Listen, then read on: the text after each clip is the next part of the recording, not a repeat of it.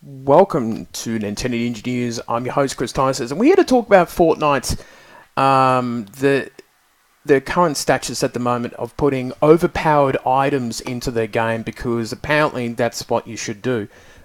Maybe they don't want to keep the game balanced anymore. First, they had planes, which had 800 health points, which is staggering, and even if you blow up the plane, you don't take any hits to your health or your shield, so it's actually pointless to destroy the plane to a certain degree.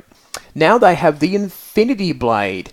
Now this item that you can find on the in the snowy sections of Season 7, and you pull it out, takes quite a few seconds, and each hit of the sword is 200 health points, which is massive. Pretty much, it's a KO. It's like the golden gun for those old gamers. The golden gun, one shot and you're dead.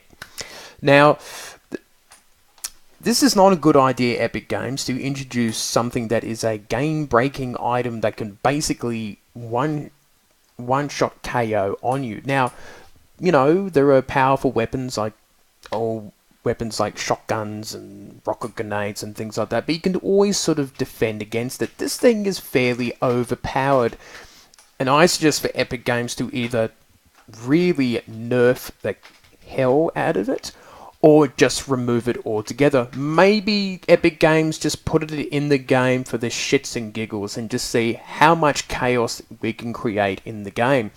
Now everyone is jumping off the bus, and there's literally crowds of people. It's like everyone trying to grab the Infinity Gauntlet, if that happens in Avengers Endgame.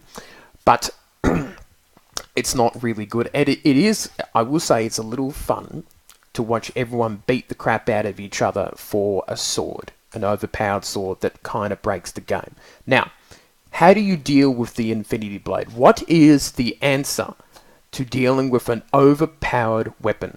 You stay the fuck away from it. That's how you do it. That is exactly how you do it.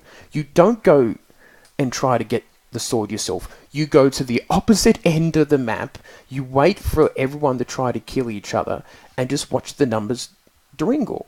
It's actually a pretty good time for people to get your experience points up and get a good ranking, because everyone's going to go and clamour for the sword, but that's probably not going to work for you. Like, my skills are not that great, and you're probably going to get yourself killed.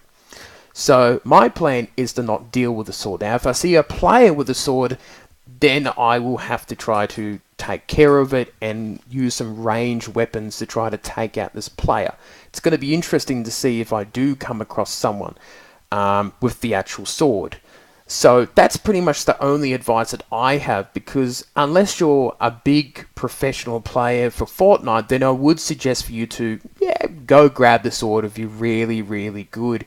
But I think in most cases, I would say avoid it and just go off and play your own game of Fortnite while ignoring the Infinity Blade.